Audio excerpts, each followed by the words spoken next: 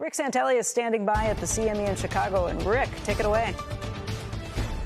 Yes, lots of data points coming out here. Of course, initial and continuing claims because of Veterans Day holiday tomorrow, 267,000, a post-COVID low, if only by 2,000 versus last week's 269,000. That may still get revised. Let's move along.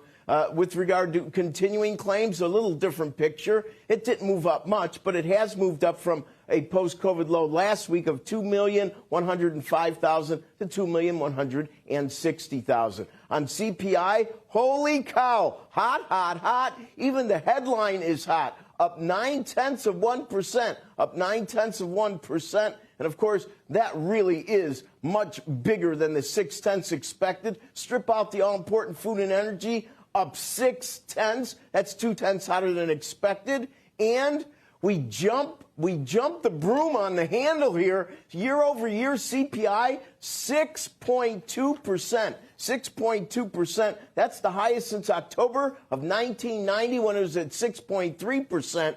And it's the 6th month in a row of 5% or higher. That began in June with a 5.0. So these are, you could call it temporary, but it certainly doesn't appear that way in the real world. Finally, if you look at only core year over year, up 4.6, much hotter than expected. And to find a higher number year over year core than 4.6, you have to go back to July of 91 when it was 4.8. We now have moved up to 1.48 on 10-year note yields. We are at 1.83 on 30-year bonds, of which $25 billion will be auctioned at 1 o'clock Eastern.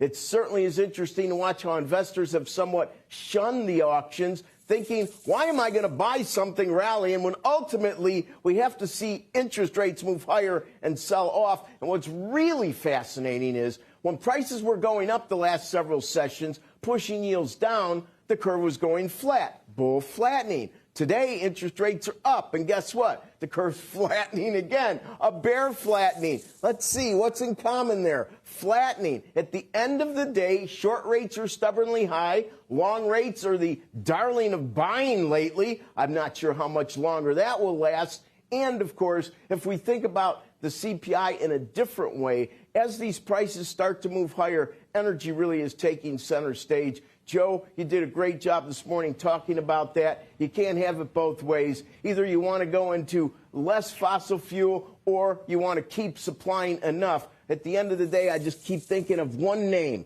and that name is Stephen Chu, President Obama's energy secretary in 2008 with his famous phrase, I think gas ought to go to $9 or $10 a gallon, just like Europe. Why? To make a faster switch over to renewables, which hasn't happened, and the same logic seems to prevail today. Becky, back to you. Rick, thank you. Watching that, the Dow futures had been recovering through the morning, weakened again on this number, that hotter than inflation number, especially when it's the number that affects consumers. I mean, that's a big deal. It's something that people will be watching. I'd point out the Dow futures still down less than 100 points. But again, this was a number we worried would be hot, and sure enough, it is.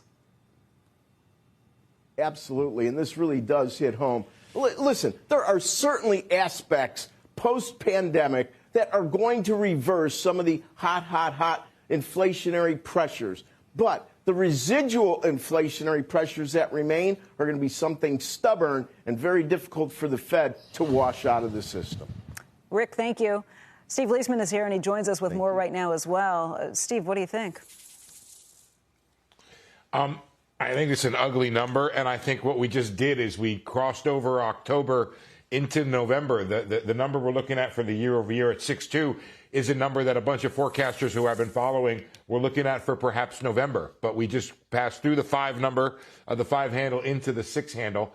I think it raises a lot of questions about the economy and Fed policy. I think it raises the question, is Fed policy really in the good place that Fed Chairman Jay Powell has talked about? Does it need to be accelerated as you end up passing the pain on of inflation to everybody, as opposed to trying to get the remaining 5 million or get the unemployment rate back up to where it was? Some of the things that have happened here is that the things that reversed in the prior month have accelerated again, things that helped before. Used cars up 2.5%. Airline fares not down, still down, but not down nearly as much. Medical care up 0.5%. So these are big issues, and also raise questions, I think, from a stock investing standpoint.